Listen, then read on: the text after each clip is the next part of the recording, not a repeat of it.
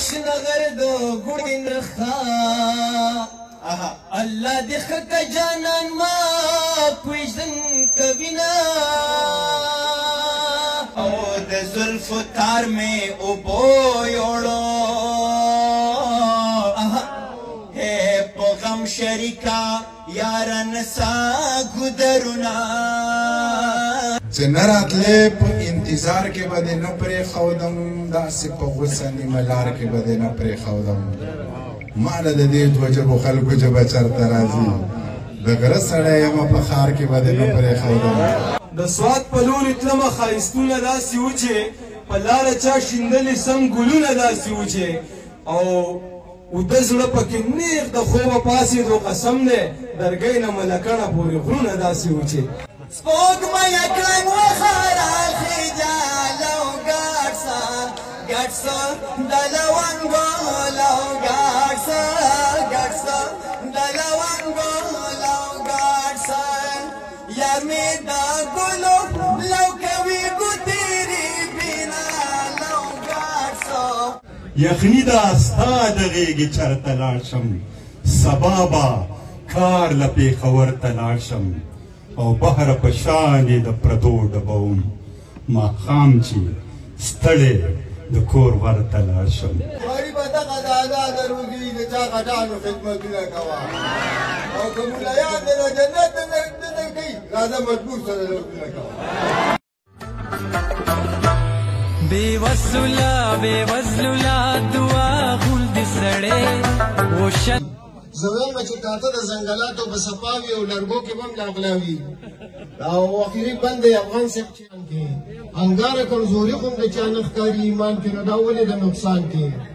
د اشنغر د ګوړې نرخه الله دې ښه که جانان ما کوژدن کوینه لرویما ځکه چې هغه د قام په ګټه باندې تمامېږي دا چې د هرې پارټۍ نه دی لہذا سالات خانان چې ووینم خوشحاله شمه تاسو د دې قام سبا یئ تاسو نظیف لالا یو خوار مې اشنا کړی دی سردار به پې وهم یو سر مې پیدا کړی دی سردار به پې وهم او رقیب نه غاړې وځم نو یار به پې وهم نولې به داسې پوهېږم چې خامار به پې وهم خلک به وایي دوه یاران دي جانان په ما پسې ټوپکې ګرځوینه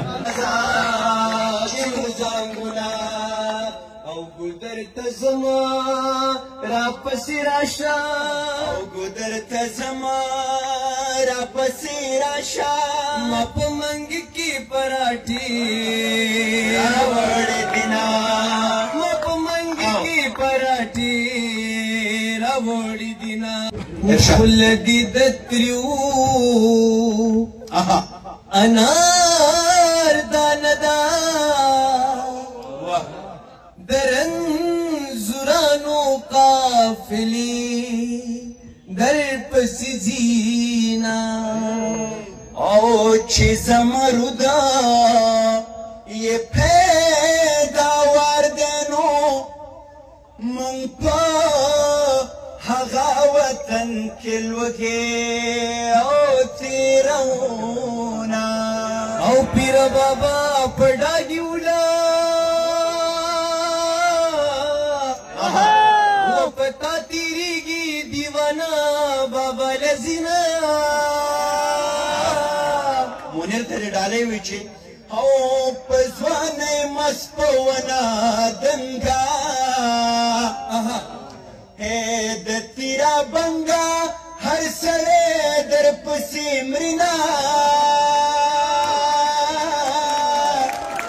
او داش نگر دو گوڑی نرخا الله دې خک جانان ما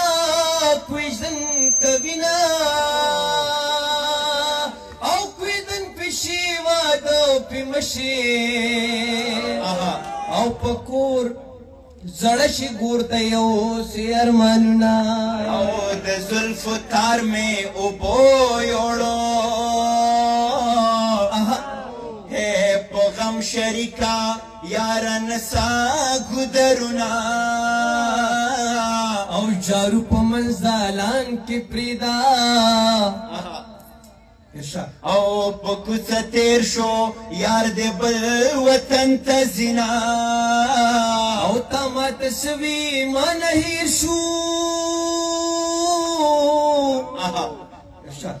او ماته هغه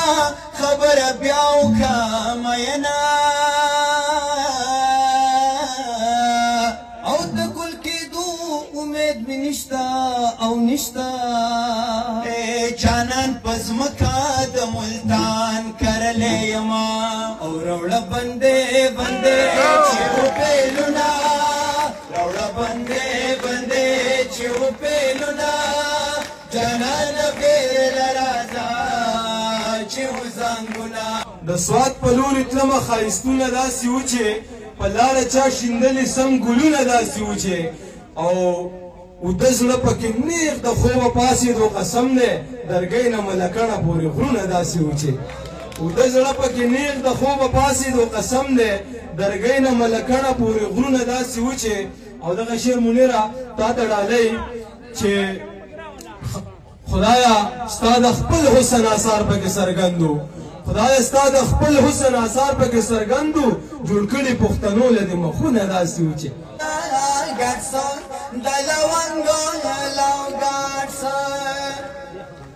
سپوږمۍ کړنګ وخاره خجال او ګاډسه ګاډسه د لونګو لو ګاډسه ګاډسه د لونګو لو ګاډسه یار مې د ګلو لو کوي ګوتېرې بینا لو ګاډسه ګاډسه د لونګو لو ګاډسه ګاډسه د لونګو یخني دا ستا د غېږې چرته لاړ شم سبا به کار له پېښور ته لاړ شم او بهره په شانې د پردو ډبوم ماښام چې ستړی د کور ورته لاړ شم هغې ویل زمونږ په پښتنو لیوان لګیا دي هغې ویل زمونږ په پښتنو لیوان لګیا دي کابل را لمات کو پېښور به درله مات کی دا د یو مزدور د لور ډولۍ وه چې دا لاړه ښه دا د یو مزدور د لور ډولۍ وه چې دا لاړه زما خو پې والله وشي ګمان د جنازې